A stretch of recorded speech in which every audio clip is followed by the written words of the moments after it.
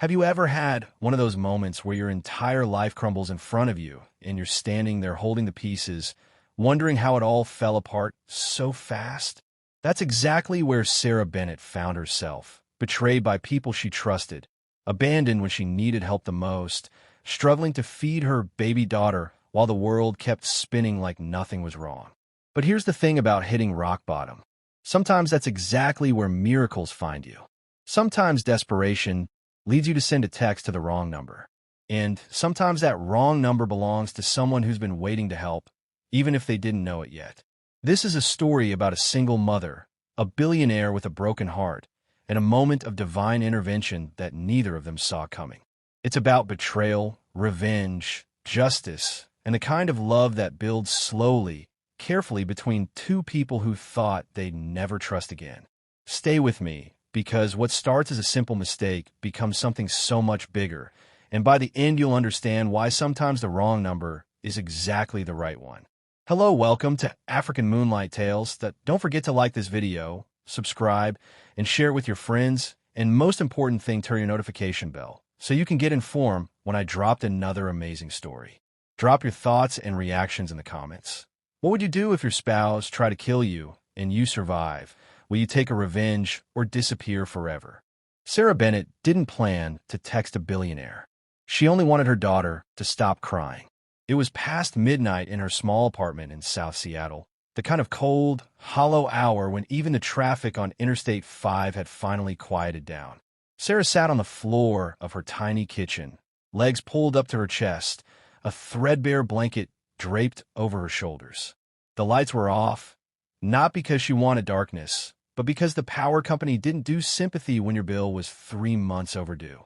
Emma cried from the bedroom, soft, exhausted whimpers that broke Sarah's heart more than the loud wails. Her bottle had been mostly water tonight. Sarah tried not to look at the empty container of formula on the counter, the one she'd been rationing for 5 days, adding more water each time, praying Emma wouldn't notice. She picked up her phone with shaky hands, thumb hovering over her brother's contact.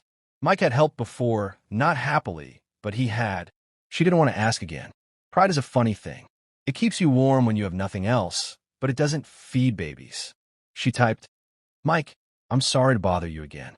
I need $150 for formula. Emma's container is finished. I get paid Friday. I'll pay you back, please."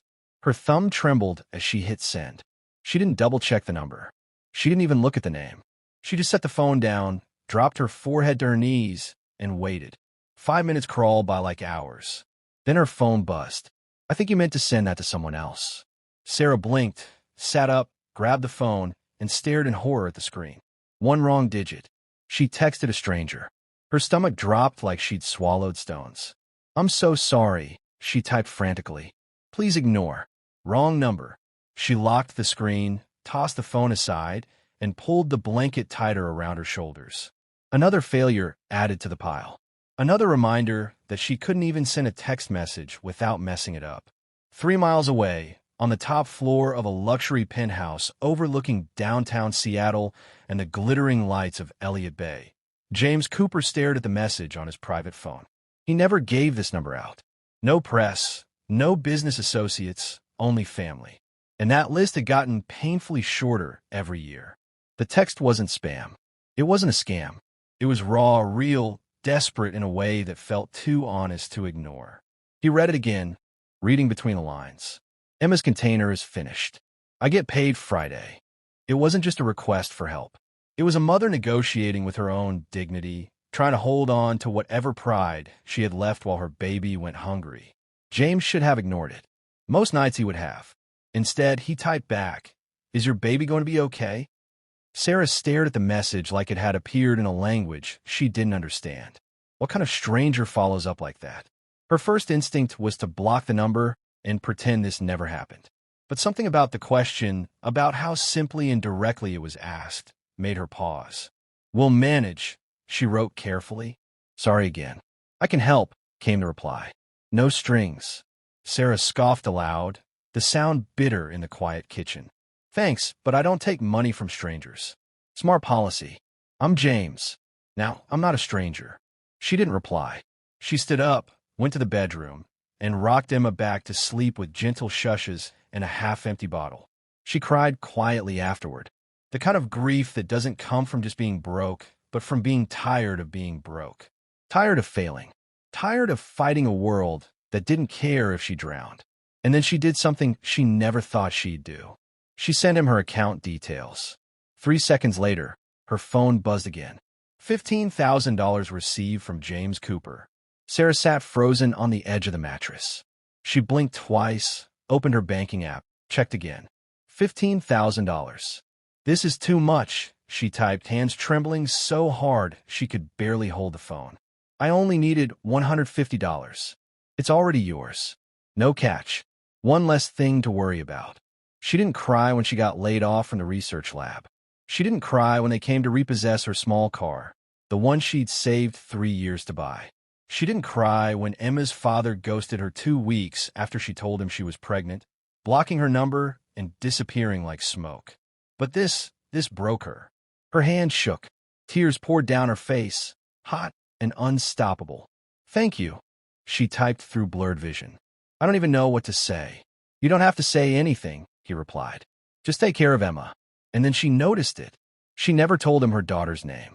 Sarah couldn't sleep. Even after Emma finally drifted off, her little belly full for the first time in days, Sarah sat wide awake on the edge of the thin mattress, holding her phone like it might vanish if she set it down.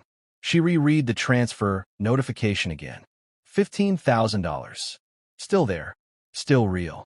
For a long time, she just stared at it, mind racing through every possible explanation. Was this a scam? Some elaborate setup? Would he demand something terrible later? Would men show up at her door? People don't just send thousands of dollars to strangers. At least they never had to her. She opened their chat again, scrolling back to that last message. Just take care of Emma. No emoji, no casual friendliness, just simple, certain words. That's what scared her most. How certain he seemed, like this kind of thing was normal for him. Like giving away money meant nothing. She typed something, then deleted it. Typed again, deleted again. Finally, she wrote, "You didn't have to do that." A moment passed, then another. Her phone stayed dark. She exhaled slowly, almost relieved. Maybe he had moved on. Maybe it really was a one-time thing, and she could just accept the gift, feed her daughter, and pretend none of this happened. The phone buzzed. I know I didn't. I wanted to. Across the city, James Cooper leaned back in the leather chair in his home office, a chair that had never once made him comfortable, no matter how expensive it was. He was still awake at this ungodly hour because home didn't feel like home anymore. Not since he shut that thought down hard. The glass walls of his penthouse office reflected the city skyline like a painting. Cold, expensive, empty. His phone buzzed again.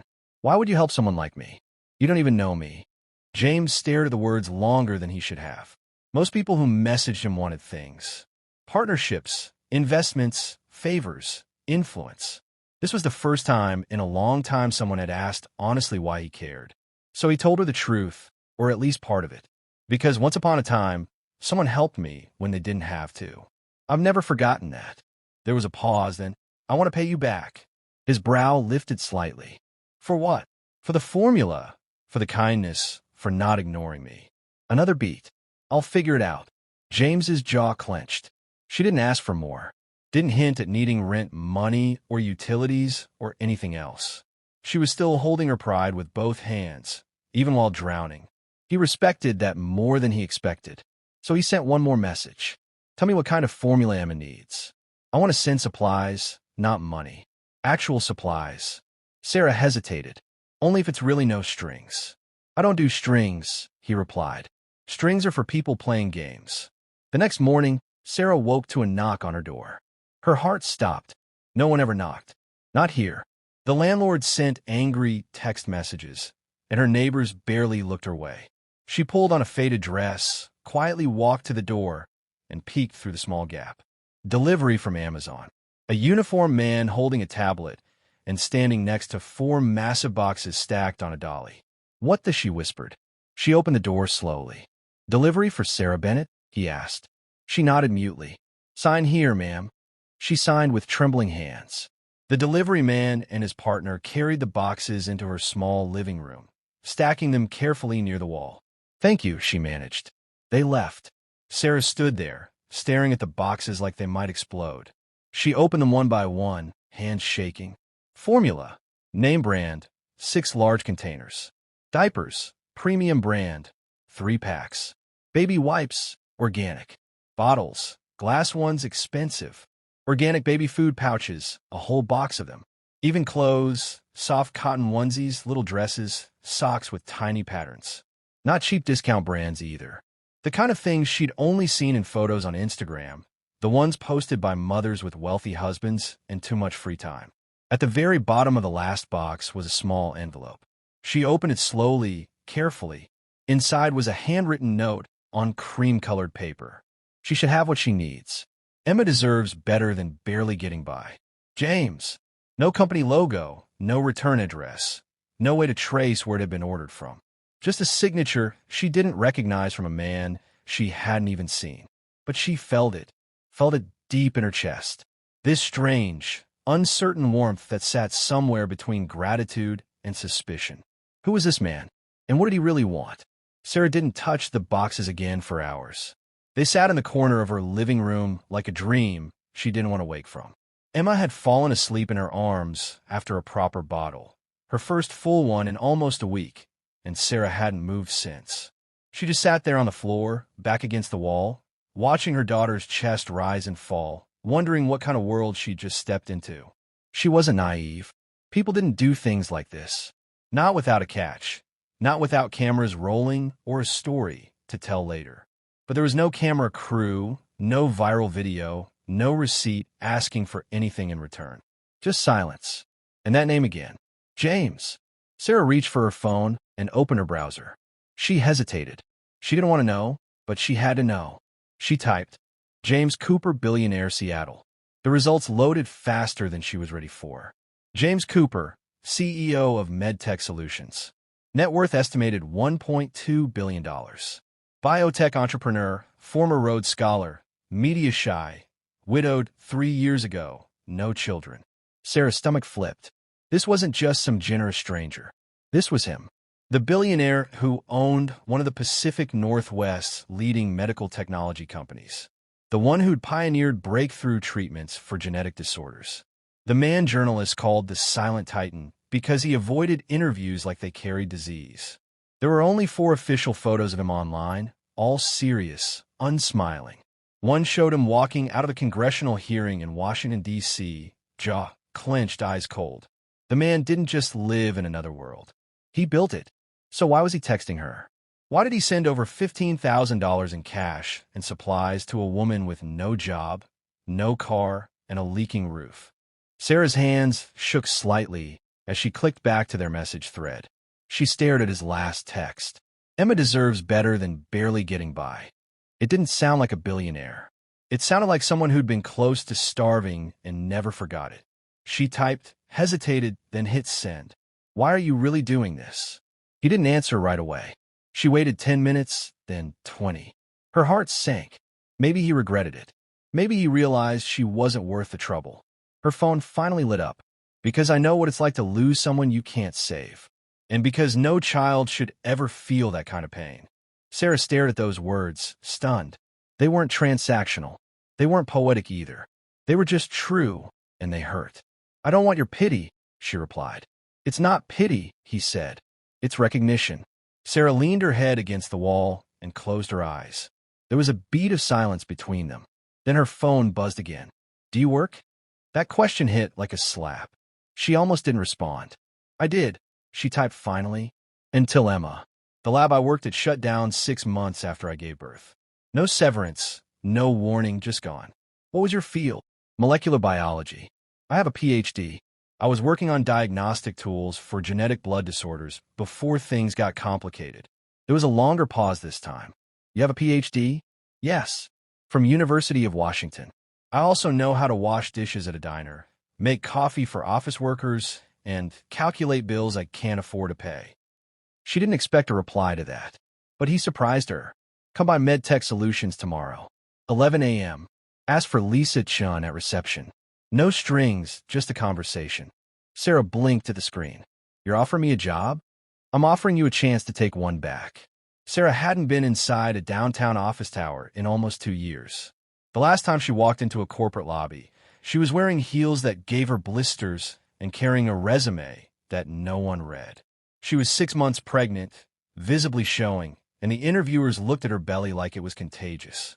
Today she wore her cleanest jeans, a thrifted blouse she'd ironed 3 times, and a blazer that didn't quite button over her post-pregnancy body. She tightened her grip on Emma's carrier and stepped through the tall glass doors of the MedTech Solutions building on 4th Avenue. The lobby was nothing like she expected. No marble ego displays, no unnecessary fountains. Just clean lines, high ceilings, soft lighting, and a quiet efficiency that made her feel instantly underdressed. The receptionist looked up as she approached. "Good morning. I'm Sarah Bennett. I'm here to see Lisa Chun." The woman's face lit up with immediate recognition, which unsettled Sarah more than she cared to admit. "Of course, Ms. Bennett. You're expected. Take the elevator to the 12th floor. Miss Chun will meet you there." Sarah blinked. Expected. She followed the signs to the elevator, eyes darting nervously to the awards displayed behind glass. The company values printed on the walls, the quiet but busy energy of people who had somewhere to be. This wasn't a startup pretending to be important. This was important. By the time the elevator doors slid open on the 12th floor, her heart was pounding so hard she could hear it in her ears. A woman in her early 40s with dark hair, pulled into a neat bun and a tablet in hand, greeted her with a warm but professional smile. "Sarah, I'm Lisa Chun, Chief of Staff to Mr. Cooper. He's in a meeting at the moment, but he asked me to give you a tour and answer any questions." Sarah followed her through a hallway lined with glass-walled offices and modern art. "I'm not sure what this is," Sarah said finally, voice quiet. "This whole thing feels like a setup for a punchline." Lisa smiled gently. "Mr. Cooper doesn't do punchlines. He does precision." They stopped at a wide conference room with floor-to-ceiling windows overlooking the Seattle skyline. "He told me to show you this first," Lisa said, unlocking the door. Inside, it wasn't a workspace. It was a fully furnished nursery.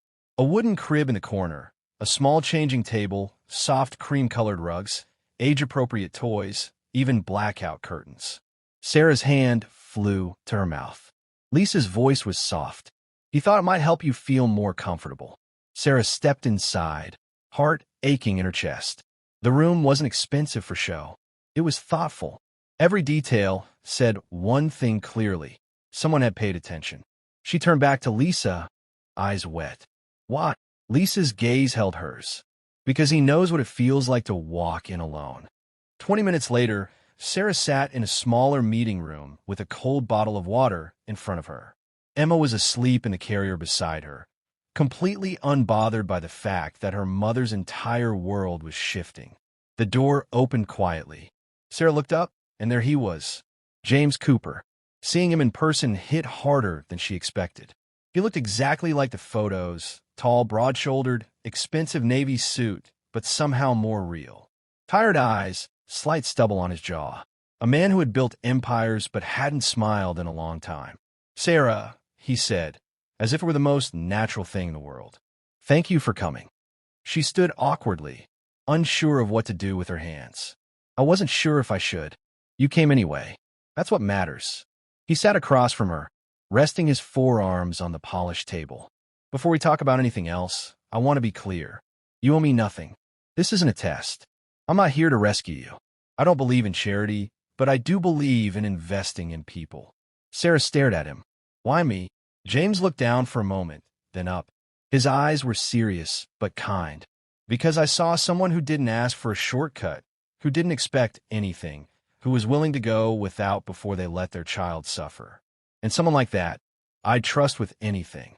Sarah felt her throat tighten. He slid a slim folder across the table. Temporary position. 3 months. Research compliance and quality assurance. Flexible hours. Work on-site or remote. Child care provided. Pay is more than fair. And if it's not a fit, you walk away. No questions. Sarah opened the folder slowly. She blinked at the number on the offer line. $4,500 per month. It was more than she'd made in 6 months at her old lab. She looked at him, searching his face for the trick. This is real. It is.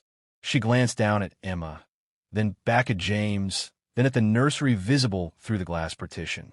He smiled just barely. Also real. For a moment, they just sat there in quiet understanding. The hum of the air conditioning, the distant sound of phones ringing down the hall, the soft, peaceful breathing of a baby who had no idea her mother's life had just been handed back to her. Finally, Sarah nodded once. I'll take it. Sarah showed up on her first official day, wearing the same blazer and a different blouse, the only other one she owned that looked remotely professional. She tied her hair back into a low bun, wore minimal makeup, and slipped into the building with Emma, strapped to her chest in a colorful baby carrier. No one stared. That surprised her. She half expected side eyes, whispers, or the polite but cold smile she'd gotten used to in the past. But the security guard greeted her with a warm, "Welcome, Ms. Bennett," and the receptionist handed her a brand new ID badge with her name and title already printed. Sarah Bennett, Ph.D., Research Compliance Analyst. She stared at it for a long moment before clipping it to her blazer. The elevator to the 12th floor opened the moment she approached. Lisa met her with a folder in hand and a kind smile. "Emma's space is ready," Lisa said without missing a beat as she walked Sarah down the hallway. "And yours is just across the glass partition.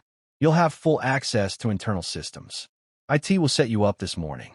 Let me know if you run into any trouble." Sarah blinked. "That's it." Lisa smiled warmly. "That's it."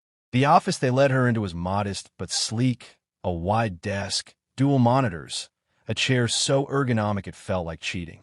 Behind her, a glass partition looked directly into the nursery. Emma was already cooing happily at a set of colorful stacking blocks on the soft rug, completely oblivious to how drastically her world had shifted overnight. Sarah sat down slowly, hands hovering over the keyboard. She hadn't worked in over a year.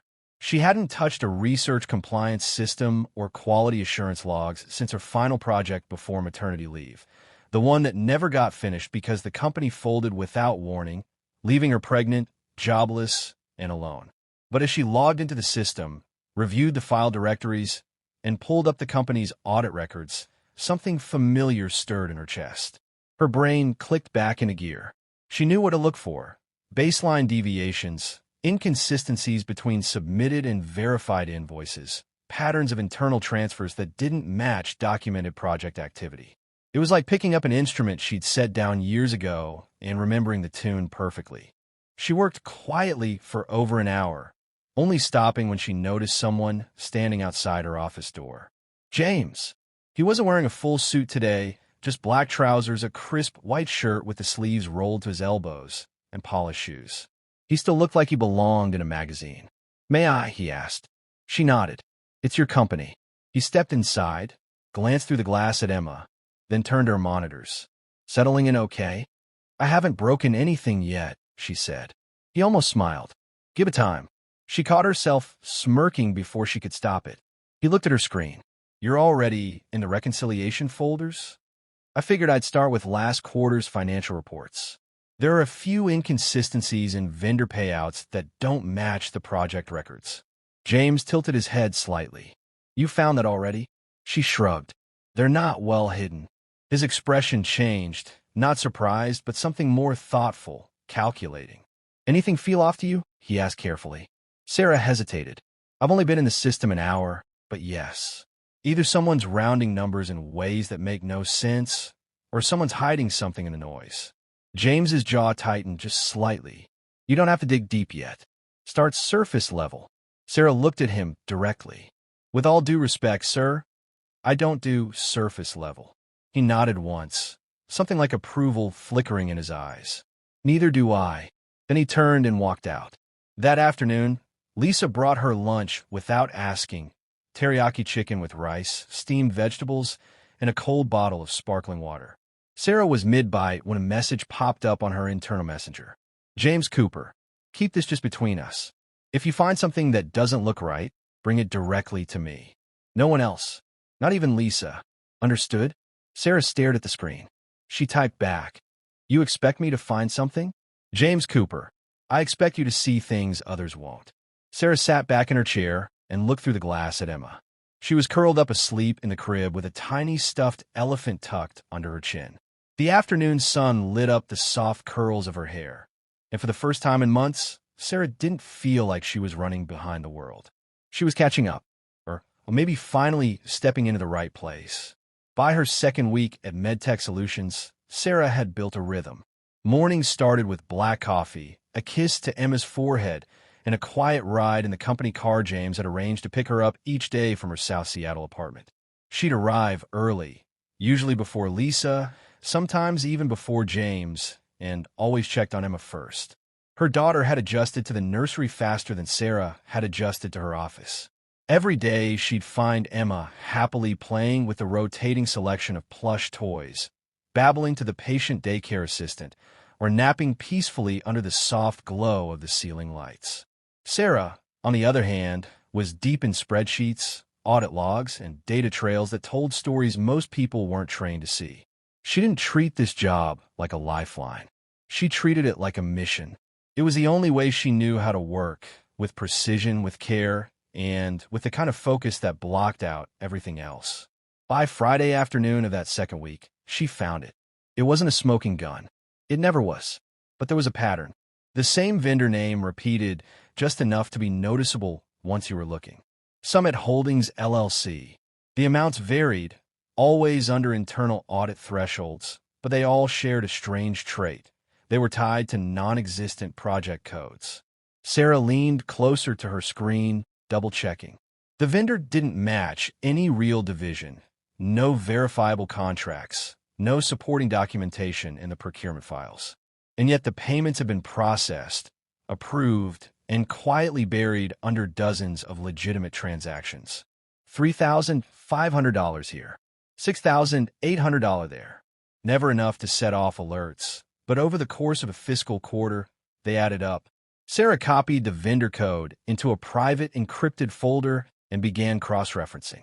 The payments weren't going to any standard operating account. They were routed through a third-party holding company registered in Delaware with a deliberately vague business description. Sarah recognized the structure instantly. It was a shell company, legal on paper, untouchable without higher-level access and a court order. Her stomach tightened. Someone inside MedTech Solutions was siphoning funds. Slowly, strategically, and they were good at hiding it. Too good. She didn't call Lisa. She didn't loop in the finance department. She remembered James's message clearly. Bring it directly to me. No one else. Sarah copied the files to an encrypted flash drive, added password protection, and slipped it into her bag. Then she sent him a message. I need 5 minutes. It's important. James's office was on the 14th floor. Floor-to-ceiling windows looked out over the sprawling Seattle skyline. The mix of historic buildings and new glass towers, the distant shimmer of Puget Sound, the organized chaos of a city constantly rebuilding itself. But the curtains were half-drawn today. His desk was surprisingly bare. A single laptop, a leather-bound notebook, a framed photo turned slightly away, face hidden. He glanced up when she stepped in. You found something? He said it not as a question, but a statement. Sarah nodded and handed him the flash drive. It's not confirmed yet, but it's enough to raise serious questions. He plugged the drive into his laptop and scrolled through the files in silence. She watched his expression shift, slightly at first, then deeper, more concentrated. You pulled this from Q3? He asked without looking up. Yes, but the pattern spans earlier quarters too. The vendor doesn't exist in any official capacity. The payments route through a shell company in Delaware, masked under smaller, seemingly legitimate invoices. James leaned back in his chair, exhaled slowly through his nose. You're right. It's clean. Too clean. Which means whoever did this knows the system inside and out. Knows it well enough to have helped design the controls, Sarah added quietly. James looked at her sharply. You already suspected something, Sarah said. It wasn't a question. He held her gaze for a long moment. I've been watching the numbers drift since late last year, but I couldn't get anyone in finance to chase it seriously. Too subtle, too easy to explain away as administrative errors or timing issues. So why not bring in an outside auditing firm? Sarah asked. He hesitated. Because I don't know who I can trust. Sarah felt that settle in her chest like a weight. She understood that kind of isolation, the kind that came after losing too much and trusting too fast. It hollowed you out, made you second-guess everything, everyone. "So what now?" she asked. "I want you to keep going," James said. "Keep digging, but quietly. No names mentioned in emails, no digital trails outside this encrypted folder. And if anyone asks what you're working on, you're reconciling back-end billing records for the new cardiac monitoring project." Sarah tilted her head. "You're asking me to investigate your own company. I'm asking you to find the truth." She held his gaze. "And if I find something ugly?" James didn't blink. "Then we deal with it." That night, Sarah lay awake, staring at the ceiling of her small bedroom. Emma curled against her side, breathing softly. She replayed the conversation in her head again and again, trying to shake the unease that clung to it like smoke. She wasn't afraid of digging. She wasn't even afraid of what she might find. What worried her most was what she'd already seen in James's face when he said he didn't know who to trust. He already knew. He just didn't want to admit it yet. The next morning, Sarah woke before her alarm. Not to Emma's cries, but to silence. The kind of silence that felt heavy, like the air before a storm. She checked the crib. Emma was still asleep, arms overhead, lips pursed into a tiny frown, like she was busy negotiating in her dreams. Sarah brushed her teeth at the bathroom sink. Her faucet had started leaking again, but she hadn't called the landlord. She didn't want strangers in her space. Not now. Not when she was part of something she barely understood, but knew was dangerous. By 7:30 a.m., she was already at her desk on the 12th floor, reviewing the vendor logs again. This time, she dug deeper. The shell company receiving the siphoned funds had a name, Summit Holdings, LLC. It meant nothing to her at first, but when she ran the Delaware business registration number through an open database, the address pinged back to a downtown mailbox service, and the company listed a single executive director. No public names, just a legal firm that specialized in corporate anonymity. Sarah sat back, fingers tightening around her coffee mug. This wasn't some lazy embezzlement scheme. Whoever was behind this had designed it to run unnoticed for years. It wasn't greed. It was planned extraction. At 9:06 a.m., James walked into her office without knocking. "Summit Holdings," she said before he could sit down. He raised an eyebrow. "You found it. It's a shell. No employees, registered through a legal blind. I traced 6 separate payments this month alone, routed through different department budgets, all under compliance thresholds. It's sophisticated, deliberate." James said nothing. He looked tired again, like he hadn't slept. His tie was slightly crooked, and his phone was still in his hand. "I need you to keep this on your machine only," he said quietly. "No backups on company servers, no external transfers. Encrypted storage only." Sarah nodded. Then she leaned forward slightly. "James, how long have you suspected this?" He looked at her, jaw set. "Long enough to know that whoever's behind it doesn't care about this company or the people working here. You think it's someone close to you?" "I know it is." Sarah hesitated. "Why haven't you gone to the board of directors?" James's expression hardened. "Because at least 2 of them are compromised. They've already shut down one internal audit request I made 6 months ago. If I make the wrong move now, the whole thing blows up in my face, and whoever's doing this walks away clean." Sarah's throat tightened. "So why me?" James finally sat down across from her. "Because you don't owe anyone here anything. You have no history with this company, no loyalty to the old guard, and you don't scare easy." The way he said it wasn't flattery. It was truth. It felt like someone had finally seen her. Not just the struggling mother, not just the woman trying to survive, but her, the sharp, quiet force she used to be before life knocked her down hard enough to leave scars. "I want to show you something," James said. He pulled a folder from his briefcase and slid it across the table. She opened it slowly. A face stared back at her from a corporate headshot. Mid-40s, clean-cut, sharp suit, neutral, confident smile.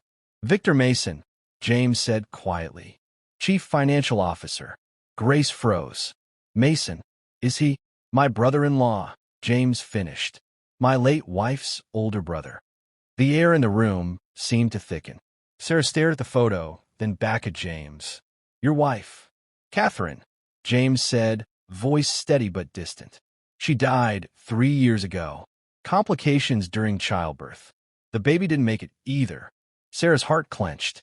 I'm so sorry. James nodded once, a practice motion. Victor blames me for her death. He thinks I pushed her too hard, that I prioritized the company over her health, that if I'd been paying attention, I would have seen the signs earlier. And did you? Sarah asked gently. James looked out the window. I don't know. I've asked myself that question every day for 3 years. Maybe I did miss something. Maybe I was too focused on a research breakthrough we were chasing. Or maybe it was just a tragedy that no one could have prevented. He turned back to her. But Victor doesn't see it that way. To him, I killed his sister. And now I think he's trying to destroy everything I built as revenge. Sarah closed the folder carefully. You think he's behind Summit Holdings? I know he is. But proving it, that's the hard part. You want me to find a crack in his system? Exactly. Sarah nodded slowly. And when I do, James's eyes hardened. Then we move. He stood to leave, but paused in the doorway. By the way, he said, voice lighter, Emma has fans in the nursery. Sarah blinked. What? She gave the daycare assistant a lecture yesterday when the woman tried to take away her stuffed elephant. It was 4 babbled syllables and a death stare. The assistant said she's never been so intimidated by a 1-year-old. Sarah laughed before she could stop herself. James smiled, a small, warm thing, and then he was gone. That afternoon, Sarah worked through lunch. She ran more cross-references, pulled internal memos, checked email timestamps. She found one message chain where Victor's executive assistant had requested override access to procurement logs under the excuse of executive financial review preparation. The date matched perfectly with the first recorded transfer to Summit Holdings. Sarah copied it, encrypted it, and added it to her growing folder labeled simply evidence. By 5 p.m., her eyes burned from staring at screens. She stretched, walked into the nursery, and sank into the soft armchair beside Emma's crib. Her daughter was napping again, thumb in her mouth, other hand gripping the tail of the stuffed elephant like a weapon. Sarah rested her head against the back of the chair. It was quiet here, safe. She hadn't felt that way in a long time, and that scared her more than anything else. Sarah never trusted silence anymore. Not in nurseries, not in elevators, and definitely not inside corporate systems built to hide the truth, because silence usually meant someone was hiding something. By Monday morning of her 3rd week, she had documented 23 payments tied to Summit Holdings, each routed through a different department, each signed off by a different lower-level approver who probably had no idea what they were authorizing. Whoever set this up had built a machine, not a mistake. But Sarah wasn't hunting mistakes. She was chasing patterns, and this one had fingerprints all over it. She waited until Emma was fed, changed, and happily stacking blocks in the nursery before stepping into James's office. She didn't knock anymore. He'd stopped expecting her to. He was at his desk reviewing what looked like a research grant proposal, but the moment he saw her face, he pushed it aside. You found more, he said. Yes, and I think I figured out how they're hiding it. She handed him a printed report, each page tagged with highlighted notes and system timestamps. I cross-checked every account routed through Summit with employee login IDs. The payment approvals all come from different users, but the access point, the device logging in to authorize each payment, is the same every single time. James's eyes narrowed. Which means someone's using ghost credentials, Sarah finished. Either duplicating login tokens or hijacking existing employee accounts to approve payments remotely. That's why your internal auditors missed it. On paper, everything checks out. Real employees, real approvals, real timestamps. Except it's all a lie. All a lie, James said quietly. Sarah nodded. The device ID traces back to an executive-level machine registered to the CFO's office. James closed his eyes briefly. When he opened them again, his expression was carved from stone. What do you want to do next? Sarah asked carefully. James leaned back in his chair, fingers steepled under his chin. We need confirmation. Evidence that can't be rewritten, deleted, or explained away. Someone inside the finance department has to know more than they've admitted. And I know where to start. He picked up his desk phone and dialed. Lisa, I need Victor scheduled for a check-in meeting tomorrow morning. Mid-morning. Keep it casual. Just me and him. Conference room B. He hung up. Sarah stiffened. You're bringing him in? If we spook him now, he shuts everything down and destroys the evidence. If we wait too long, James countered, he find a way to make us the story. He looked at her. You okay with that risk? Sarah thought about Emma, about the nights without power, about the watered-down formula, about the kindness of a stranger that was never really about charity, but about belief. I'm the one who walked into the fire, she said. I'm not backing out now.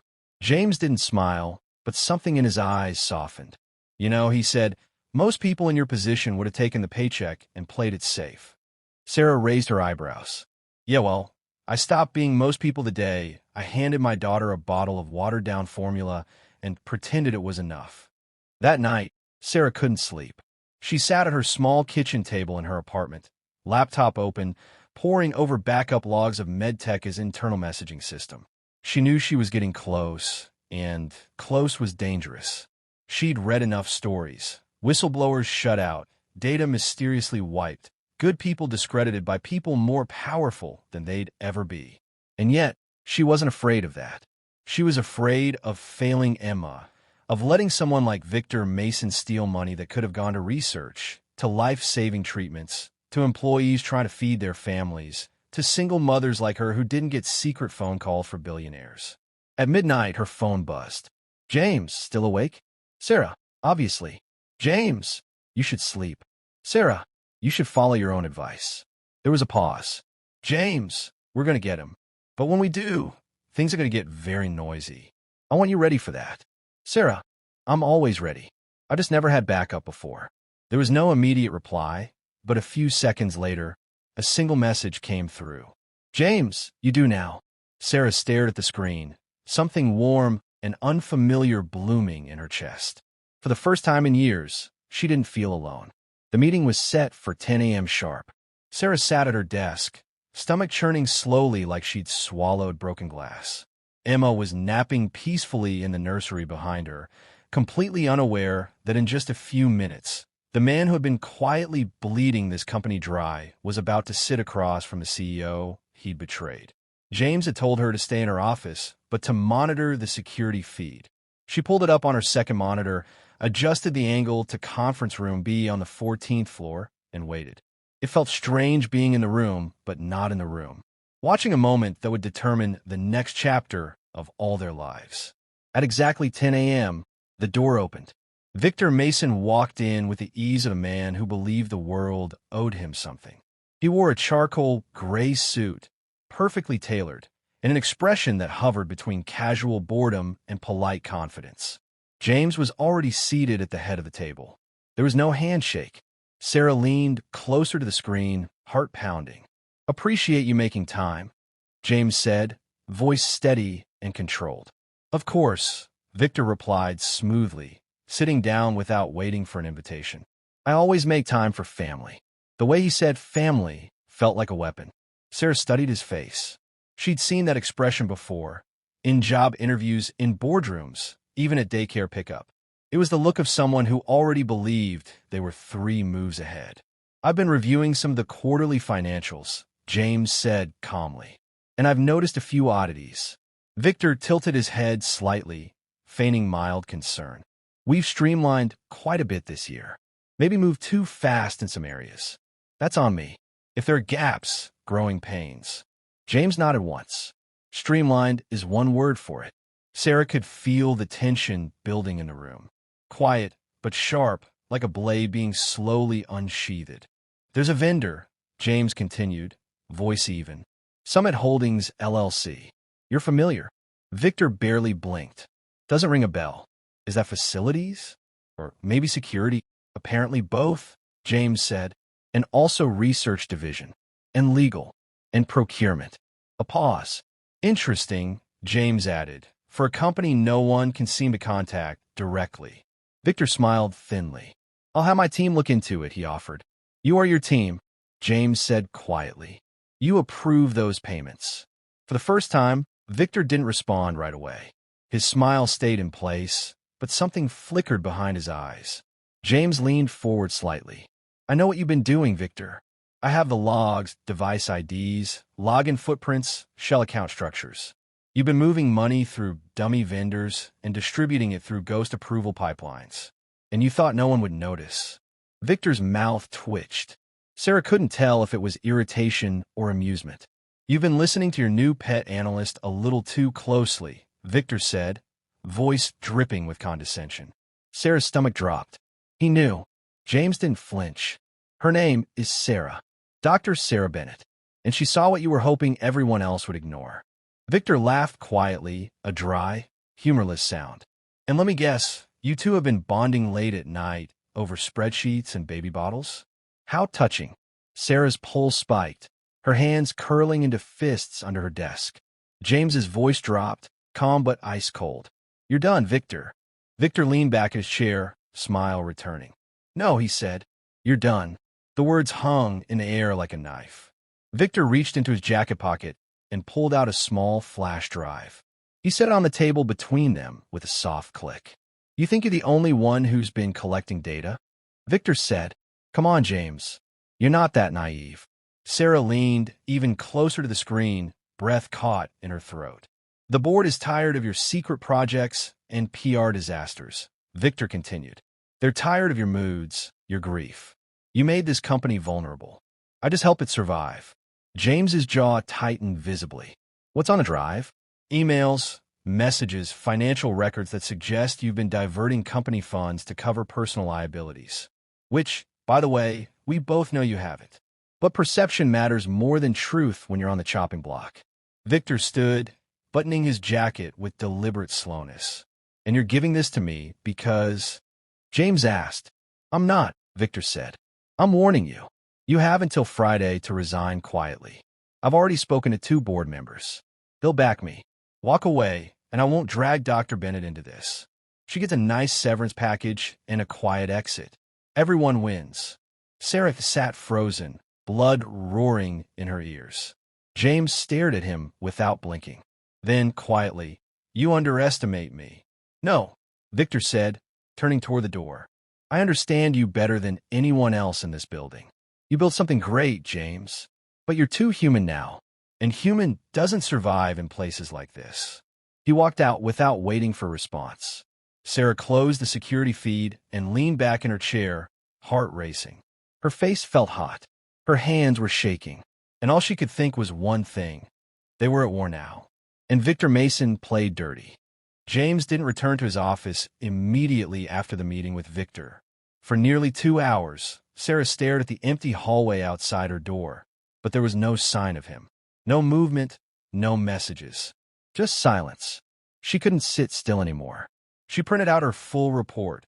Every documented transfer, every ghost approval, every shell account tied to Summit Holdings, and walked down the hallway with her heart pounding in her chest. She entered James's office without knocking. He was there, back to her, standing at the window with the blinds drawn halfway, staring out at the Seattle skyline like he was watching it crumble in slow motion. He didn't turn when she spoke. I saw everything. James's voice was low and tired. You weren't supposed to. Sarah walked closer. You really think I'd just sit at my desk and not watch what happened in that room? He turned slowly, and his face was unreadable. Exhausted. Hello. I told you this would get ugly, he said. You didn't say he'd try to destroy you. James looked at her for a long moment. It wasn't the weariness of someone who'd worked too many hours or slept too little. It was the weariness of someone who had finally confirmed that the worst person he suspected was exactly who he feared, and worse, had the power to get away with it. He has leverage with the board, James said quietly. Then take the fight public, Sarah said, and put the company at risk? The thousands of people who rely on it? The research we've invested in for years. James shook his head. If I move too soon, Victor spins the story. I look like the unstable billionaire clinging to control after losing his wife. You look like the woman I manipulated to cover my own financial mismanagement. Sarah's throat tightened. Then we find proof he can't spin. James studied her face carefully. You're still in? I was in the moment I figured out the math didn't add up. He stepped forward, picked up the printed report from her hands, and flipped through it in silence. When he finished, he looked up. I have one last card to play. It's not guaranteed to work, and it's risky. Define risky. I've been working with someone off the books. Former FBI forensic accountant. She's helped me track internal corruption cases quietly before. But if we bring her in now, it won't stay quiet anymore. And you trust her with the truth? Yes. Then bring her in, Sarah said without hesitation. James looked at her carefully. This only works if we all play our parts perfectly. She'll need full access to the encrypted logs, everything you found. And if Victor catches even a whiff of what we're doing, he'll come after you first. Sarah didn't blink. Let him try. That night, the safe house James had mentioned wasn't just a contingency plan anymore. It was real. He handed Sarah an access code, a key card, and an address in a quiet Bellevue neighborhood, a private residence owned under a subsidiary company name, already stocked with essentials. Sarah didn't ask how long he'd been planning this. She didn't need to. She packed lightly, just clothes for herself and Emma, the laptop, the encrypted flash drives, and a printed copy of her report. Emma fussed when Sarah moved her into the car seat, but settled quickly once the engine started and the motion lulled her. The apartment was small but clean, safe, quiet, modern furniture, stocked kitchen, a portable crib already set up in the bedroom. Sarah sat Emma down gently, then sank onto the edge of the couch and scrolled through her phone, wondering what came next. She didn't have to wait long. A message came through from James. James, her name is Ms. Rivera. She'll call you in 10 minutes. Pick up. Don't tell her anything you can't prove with documentation. She's sharp, and she tests people. Sarah replied with one word, ready. 10 minutes later, the phone rang. Dr. Bennett? The voice on the other end was crisp, female, and all business. Yes, this is Ms. Rivera. James tells me you're the one who found the break in the financial flow. I'm the one who noticed the pattern, Sarah said carefully. He's the one who knew something was wrong in the first place. Good answer. Tell me everything. Start from the beginning. Leave nothing out. Sarah took a breath and started talking. She told her everything. How it began with a text message to the wrong number. How she never meant to get involved in a corporate fraud investigation. How she noticed the same inconsistencies others had missed or deliberately ignored. How that discovery turned into this moment. By the time she finished, Ms. Rivera was silent for several long seconds. Then came the response. You're good, Dr. Bennett.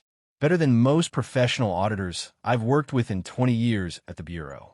And if even half of what you've told me is supported by the encrypted files James sent to my secure server, we have enough evidence to not only bury Victor Mason, but pull apart everyone who's been protecting him. So what happens next? Sarah asked. We verify every single data point.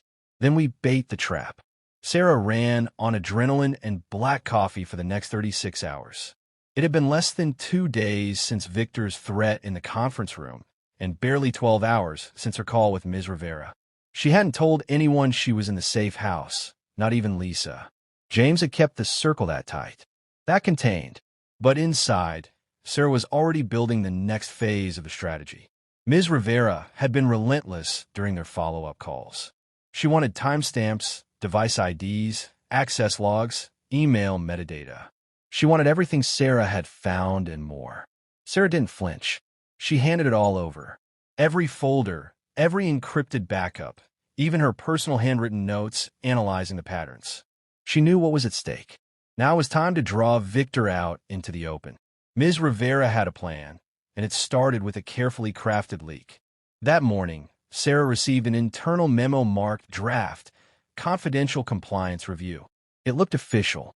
It stated that due to upcoming regulatory evaluations by the FDA, there would be a comprehensive internal audit review of all executive-level vendor contracts and procurement processes. The memo wasn't real. It was bait. The document was uploaded into MedTech's internal system under a shared folder path that Victor's executive assistant had routine access to. Then they waited. James didn't sit still.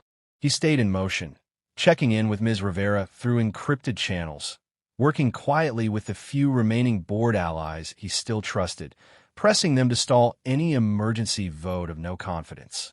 Lisa, quiet but fiercely loyal, worked 2 phones simultaneously, pretending nothing had changed while coordinating damage control strategies behind the scenes.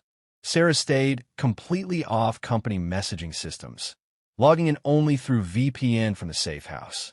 By noon, Ms. Rivera sent an encrypted message. Ms. Rivera, we got activity. Memo was accessed 4 times in 3 hours. Twice from Victor's executive assistant's login. Once from Victor's personal device. Once from an unregistered IP address that pinged to a law firm in downtown Seattle. Sarah stared at the screen. Sarah, he knows. Ms. Rivera, good. Now let's see what he does next. 3 hours later, James called. His voice was quiet but urgent. He's making his move. What did he do? Sarah asked, gripping the phone tightly. He submitted an emergency ethics complaint to the board of directors. Claims I've bypassed finance department protocols, moved company funds into unauthorized personal accounts, and bribed an external hire to fabricate audit findings. Sarah felt her chest tighten painfully. He actually named me in the complaint? Yes. It's a standard pattern. Isolate the threat, discredit them publicly, remove them from the board. He's betting the board won't question an internal ethics concern if it comes from the CFO. She sat down hard on the arm of the couch, mind racing. And will they believe him? Some might, James admitted. But not all of them. Not if we move first. He paused. You ready to do this publicly? Sarah looked across the room at Emma, who was napping peacefully in the portable crib, completely unaware that her mother was about to step into a firestorm. She thought about the nights without power, the watered-down formula, the shame of begging her own brother for money, the kindness of a stranger who saw her when no one else did. I've never been more ready, she said. The press release hit the major Seattle news outlets at 6:43 p.m. MedTech Solutions launches internal investigation into high-level financial misconduct. It was short, precise, carefully worded by the company's legal team. It didn't name Victor Mason directly, but it referenced forensic irregularities, misappropriation of vendor payments, and a comprehensive internal audit triggered by independent verification. The same minute the press release went live, Ms. Rivera's team submitted their preliminary findings to the FBI's Seattle field office and the Securities and Exchange Commission. 42 pages of documentation. System logs, verified approvals, email threads, device metadata.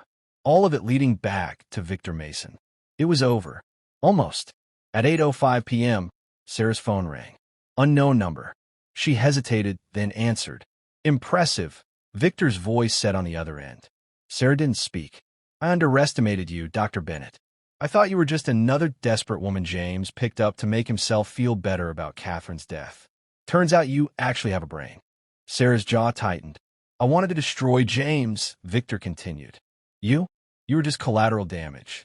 A name on a report. An accident. And somehow you became the problem. Funny, Sarah said, voice steady and cold. That's how most women in power get noticed. By becoming inconvenient to men like you. Victor laughed, a dry, bitter sound. You think this ends here? James might survive this, Dr. Bennett. His name, his money, his connections will protect him. But you? You're disposable. You always have been. Sarah hung up without responding. She didn't need to hear the rest. She'd already won. By morning, everything was different. Sarah didn't need to check the news to know it. She felt it in the way her phone buzzed with back-to-back notifications. In the encrypted messages Ms. Rivera sent marked urgent. Read immediately. In the way her inbox had transformed overnight from silence into a wildfire of media requests. The MedTech Solutions press release had gone viral across Seattle business media. Tech blogs, finance publications, even national newspapers were covering the story with front-page headlines. Billionaire CEO exposes CFO's multi-million-dollar fraud. Single mother whistleblower uncovers biotech scandal. Family betrayal. Late wife's brother accused of corporate theft. One article from the Seattle Times mentioned a brilliant molecular biologist and single mother who uncovered the scheme through meticulous forensic analysis. They didn't name her directly, but they would. Sooner or later, her name would become public. Lisa texted at 8:02 a.m. Lisa, be ready. Final confrontation scheduled 9 a.m. Conference room A. Just James and Victor. Ms. Rivera will be present via secure video link. You should be there too. In person. Sarah stared at the message. Sarah, should I bring Emma? Lisa, leave her with the daycare staff at the safe house location. James arranged a temporary nanny. This meeting could get intense. Sarah dressed carefully that morning, not in her usual simple blouse and jeans. She wore a navy blue dress she'd bought years ago for her PhD defense. Professional, serious, unshakable. She left Emma with the kind nanny James had arranged, kissed her daughter's forehead, and took the company car to MedTech headquarters. At 9:01 a.m., Sarah stepped in a conference room A. The room was larger than the others, floor-to-ceiling windows, a long polished table, leather chairs. James sat at the head of the table, expression carved from stone. Ms. Rivera's face filled a large screen on the wall, a woman in her 50s with sharp eyes and an air of absolute authority. Victor entered a moment later. His confident stride faltered slightly when he saw Sarah sitting calmly beside James. Dr. Bennett, Victor said, voice dripping with false politeness. I didn't realize you'd be joining us. She has every right to be here, James said evenly. This concerns her work directly. Victor sat down slowly, eyes never leaving Sarah's face. Ms. Rivera's voice came through the speakers, crisp and commanding. Mr. Victor Mason, I am Monica Rivera, senior forensic investigator formerly with the FBI. I've been retained by MedTech Solutions to conduct an independent review of financial irregularities flagged by Dr. Sarah Bennett. Victor's jaw tightened, but he said nothing. Over the past 72 hours, Ms. Rivera continued, my team has verified 23 separate fraudulent transactions totaling approximately $470,000, all routed through a shell company you control, Summit Holdings, LLC. She paused. We have device logs, email metadata, approval timestamps, and testimony from 3 employees in your department who were coerced into processing payments they believed were legitimate. Victor leaned back in his chair, expression unreadable. This is a witch hunt, he said calmly. James is trying to cover his own mismanagement by scapegoating me. Is that so? Ms. Rivera's voice was ice cold. Then perhaps you can explain why your personal laptop was used to access procurement systems at 2:47 a.m. on 15 separate occasions over the past 6 months. Or why your mobile phone pinged cell towers near your residence during those exact login times. Victor said nothing. James leaned forward slightly. You didn't just steal money, Victor. You weaponized my grief. You exploited my guilt over Catherine's death to position yourself as the loyal family member holding things together while I fell apart. Victor's mask finally cracked. You killed her, James, he shouted, slamming his hand on the table. You pushed her to keep working while she was pregnant. You ignored the warning signs. You cared more about your precious research than your own wife. The room went silent. James's voice, when he finally spoke, was barely above a whisper. I love Catherine more than anything in this world, and I will carry the guilt of not seeing her symptoms earlier for the rest of my life. But that doesn't give you the right to destroy what we built together. Victor stood abruptly, chair scraping against the floor. I'm done here. Sit down, Mr. Mason, Ms. Rivera commanded. We're not finished. I don't answer to you, Victor spat. No, Ms. Rivera said, but you will answer to the FBI, the SEC, and eventually a federal grand jury. Security is waiting outside to escort you from the premises. Your company access has been revoked. You are hereby suspended pending formal charges. The door opened. 2 security officers stepped in. Victor looked at James one last time, eyes filled with hate. Then he walked out without another word. The room stayed silent for a long moment after he left. Ms. Rivera's voice softened slightly. Dr. Bennett, exceptional work. Your documentation was thorough, precise, and invaluable. The FBI will likely need your testimony when this goes to trial. Sarah nodded. I'll cooperate fully. Mr. Cooper, Ms. Rivera addressed James. I'll send my final report by end of week.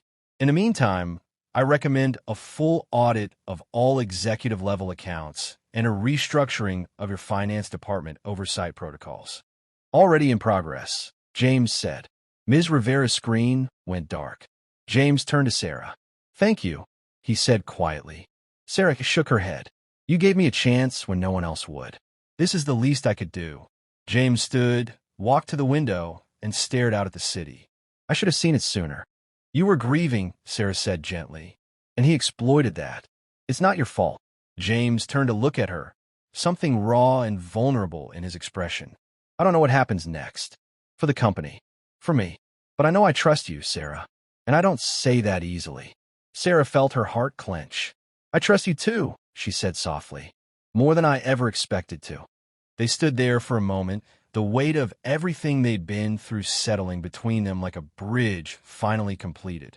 "I'd like to see you and Emma tonight," James said. "If you're up for it. Nothing formal. Just dinner. As friends." Sarah smiled. "I think we're ready for that." 3 months later, Victor Mason was formally charged with embezzlement, wire fraud, and conspiracy. The trial was set for the following year. MedTech Solutions restructured its entire finance department under the oversight of Dr. Sarah Bennett, who was promoted to Director of Internal Audit and Compliance. Emma recovered from a brief cold and grew stronger every day, her laughter filling the nursery at MedTech headquarters like music. And Sarah and James? They took it slow. Dinners after work, weekend trips to the San Juan Islands with Emma, quiet moments in his office after everyone else had gone home. They didn't rush. They didn't need to. They were building something real. Something that couldn't be rushed or forced. Something worth protecting. 1 year after Victor's arrest, James made an announcement. He was stepping back as CEO of MedTech Solutions. The company would be led by a carefully selected board while he shifted his focus to something new. Something that mattered more.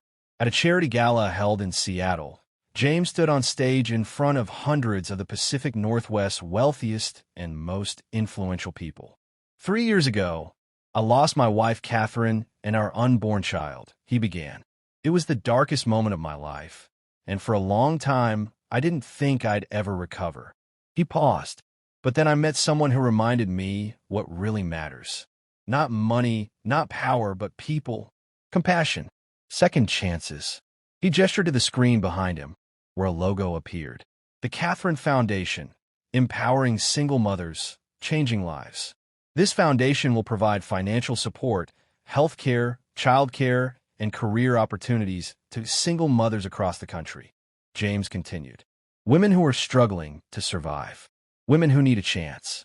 Women like Dr. Sarah Bennett, who reminded me that sometimes the bravest people are the ones fighting battles no one else can see. The audience applauded. James smiled. And I'm proud to announce that Dr. Bennett will be co-directing this foundation with me. Sarah stood from her seat in the audience, tears streaming down her face as the crowd rose to their feet in a standing ovation. Later that night, in a quiet moment after the gala, James found Sarah standing alone on the hotel balcony, looking out over the Seattle skyline. "You okay?" he asked, wrapping his arms around her from behind. She leaned back against him. "I'm pregnant," she said softly. James froze. "What?" Grace turned to face him, smiling nervously. "I found out this morning. I was going to tell you tonight, but then you made that big announcement, and I didn't want to steal your moment." James stared at her, eyes wide. "It's mine." Sarah laughed through her tears. "It's yours, James. We're having a baby." James's face broke into the biggest smile Sarah had ever seen. He picked her up and spun her around, laughing. "We're having a baby," he repeated, voice filled with wonder. When he set her down, he kissed her deeply. "Marry me," he whispered against her lips. "What?" "Marry me, Sarah. I don't want to wait anymore. I love you. I love Emma. And I already love this baby we're going to have. Marry me. Build this life with me. Officially." Sarah's eyes filled with tears. "Yes," she whispered. "Yes, James. 1,000 times yes." 6 months later, Sarah Cooper, formerly Bennett, stood in front of the mirror in a beautiful white dress, holding her growing belly and smiling. Today was her wedding day. Emma, now 3 years old, was running around the suite in her flower girl dress, laughing with excitement. Outside, in a garden overlooking Puget Sound, 200 guests were waiting. But Sarah wasn't nervous. She was ready to marry the man who had seen her at her lowest and never looked away, ready to build a family with him. ready to run a foundation that would help thousands of women like she once was. When she walked down the aisle on her brother Mike's arm and saw James waiting for her at the altar with tears in his eyes, she knew this was it. This was the life that had started with a wrong number, a mistake that became a miracle. The end. Thank you for staying with us until the very end of this unforgettable story. If Sarah and James's journey moved you, please give this video a like and subscribe to our channel for more incredible stories just like this one. What would you do if a stranger sent you thousands of dollars out of nowhere? Would you accept it or refuse? Drop your answer in the comments below. And most importantly, what did you think of this story? Did it touch your heart? Let us know in the comments. Don't miss our next story. It's even more powerful. Hit that notification bell so you never miss an upload. Thank you for being part of this community. See you in the next one.